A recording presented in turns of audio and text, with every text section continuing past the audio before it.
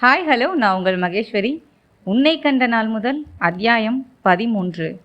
அடுத்த நாள் அசோகனின் மனைவி மனோகரி வந்தாள். பாசமாய் பேசினாள். மனோகரியிடம் மகாலட்சுமி ரிஷி பிரபாஸை பார்க்கணும் என்று புலம்பிக் கொண்டே இருந்தாள். சீதா அத்தைக்கு முடியாமல் போனதும் அத்தையோடு 4 நாள் இருந்தானுங்க. திரும்ப பிஸ்னஸ் பார்க்க போய் திரும்பி வந்து பார்த்து விட்டுத்தான் போனானுங்க. நாளுக்கு ஒரு தேசம் ஆளுக்கு ஒரு தேசம்னு பறந்து திரிந்து பிள்ளைங்க வியாபாரம் பண்றாங்க. இவங்க கூட உட்கார்ந்து இருக்கணும்னா எப்படி முடியும்? சீதாவும் மானசாதேவியும் பதில் சொல்லாமல் அமைதியாயிருக்க மனோகரியே மீண்டும் தொடர்ந்தாள். இதுல மகனுங்களும் கூடவே இருக்கணுமாம். உன் சித்தி படுக்கையில் விழுந்தாலும் விழுந்தாங்க. இவங்க செய்யற அட்டூழியத்தை தாங்க முடியவில்லை. எல்லோரும் இவங்க கட்டிலை சுற்றி குழுமி இருக்கணும்னு நினைத்தால் அது முடிகிற காரியமா? எப்போது டிஸ்சார்ஜ் செய்து பங்களாவுக்கு கூட்டிட்டு போவோம்னு இருக்கு என்று மனோகரி அழுத்து கொண்டாள். அத்தை 2 பிள்ளைகளின் வர்த்தகம் பற்றி பேசினார்களே தவிர அவர்களுக்கு திருமணம் ஆனதா இல்லையா என்பதை பற்றி பேச்சு விடவில்லை. இவர்களுக்கும் கேட்க தயக்கம். நாளை பிரபாஸ் வருகிறான், ரிஷி வர நாளாகும், தகவல் சொல்லவில்லை என்று மாமியாரிடம் மனோகரி சொல்லவும் மகாலட்சுமியின் முகம் ஒளிர்ந்தது. அத்தையின் சொற்கள் மானசாவின் நெஞ்சுக்குள் அமிர்தமாய் இறங்கி தித்தித்தது. அடுத்த நாள் காலை முதல் அவன் வருகையை எதிர்பார்த்து ஏக்கத்துடன் நடமாட ஆரம்பித்தாள். குளித்து அவளுக்கு மிகவும் பிடித்த வெள்ளையில் இளம் ரோஜா வண்ண பூக்கள் போட்ட காட்டன் புடவையை எடுத்து கட்டிக்கொண்டாள். அது அவளுக்கு பேரழகை கொடுத்தது. காலையிலே வருகிறான் என்றார்கள். அதன் பிறகு மாலை வருகிறான் என்றார்கள். சித்தப்பா சீதா மானசாவை விட்டுவிட்டு மாலை பெண்கள் பங்களாவிற்கு சென்று விட்டனர். தாத்தாக்கள் இருவரும் இன்னும் சரியாக பேசவில்லை. சாப்பிடு, தூங்கு, ரெஸ்டடு என்பதோடு சரி. மகாலட்சுமியை வைத்திருக்கும் அறைக்கு பக்கத்து அறையையும் இவர்களே வாடகைக்கு எடுத்திருந்தனர்.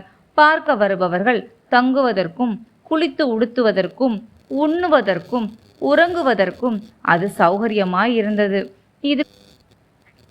இது கூட பிரபாஸின் ஐடியாதானாம். அத்தான் நல்ல அறிவாளிதான் என்று மெச்சிக்கொண்டாள் மானசா.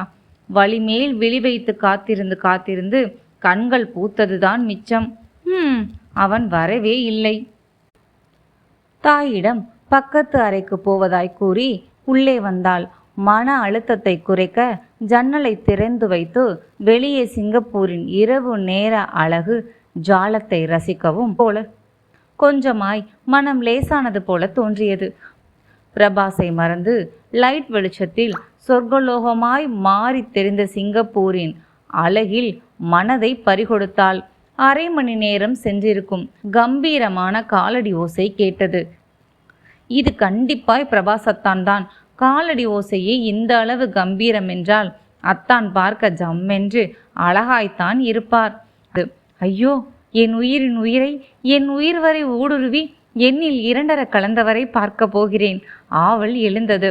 அடுத்த நொடி காலையில் வருகிறேன் என்று கூறி இத்தனை நேரம் காக்க வைத்தவனை நான் எதற்கு ஆவலும் ஆசையுமாய் திரும்பி பார்க்க வேண்டும்? கூடாது.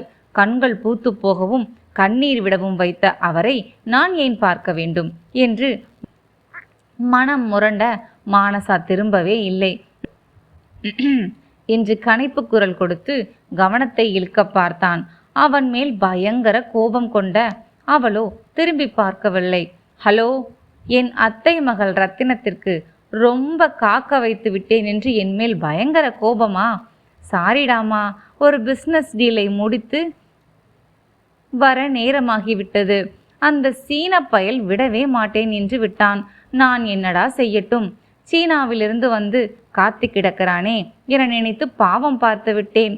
அத்தானை மன்னிக்க வேண்டுகிறேன் தேவியாரே என்று முதுகை வளைத்து வணங்கி நிற்கவும் அந்த குரல் கேட்டு சடார் என்று திரும்பிய மானசாவோ பேரதிர்ச்சி கொண்டாள்.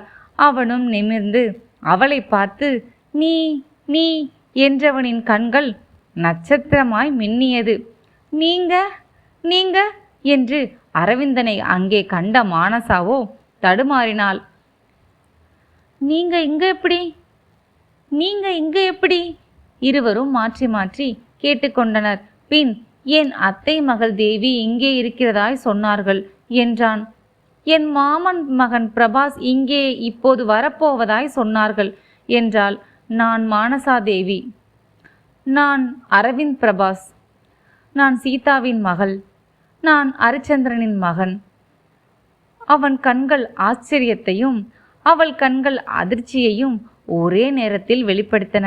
அரவிந்த் அவளின் மாமன் மகனாய் அங்கே வருவான் என்று மானசா நினைத்து கூட பார்க்கவில்லை.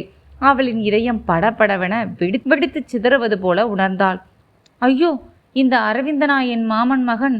இவனுக்கு திருமணம் முடிந்து மனைவியும் 2 ஆணும் பெண்ணுமாய் குழந்தைகள் இருப்பது இல்லாமல் மனைவியின் வயிற்றிலும் ஒரு குழந்தை இருப்பதாய் சொன்னானே.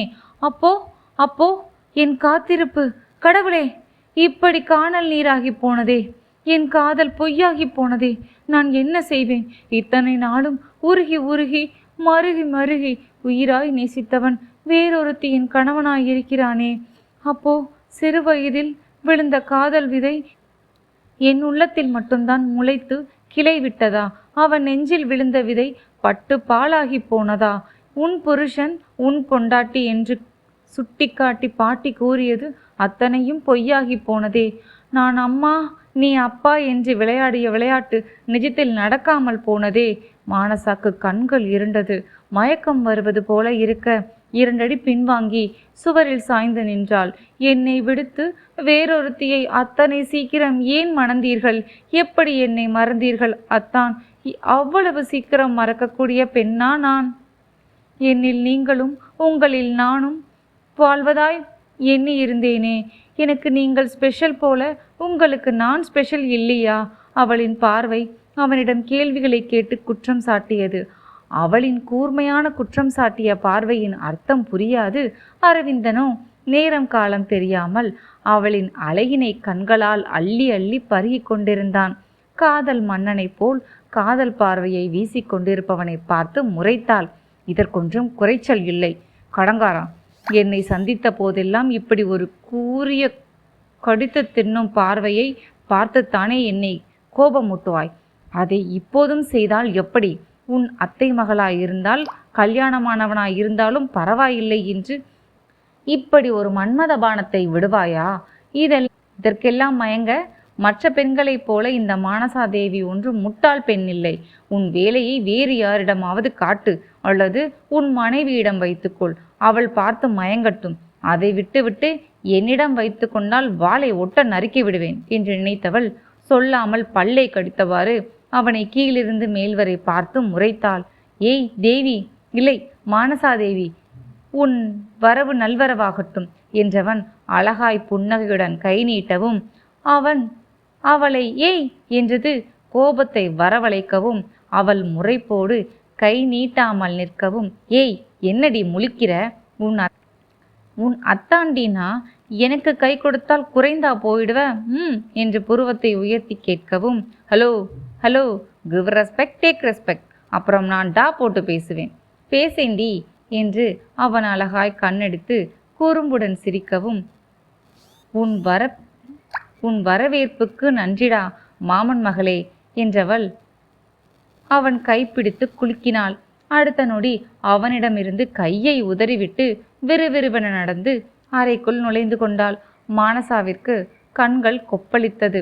அம்மாவினை கட்டி தோளில் முகம் புதைத்து வலியும் கண்ணீரை அம்மாவோ பாட்டியோ அறியாமல் துடைத்து கொண்டு நிமிர்ந்து அம்மாவை விட்டு தள்ளி நின்றாள். ஏய் மானசா, மருமகனை பாத்தியாடி? முணங்கினாள். என்னடி இவ்வளவு உயரமாவும் உறுதியாகவும் கட்டுமஸ்தான உடம்போடும் கம்பீரமாயிருக்கான்? ஆச்சரியத்துடன் சீதா சொல்லவும், என்ன அழகு, என்ன ராஜகலை!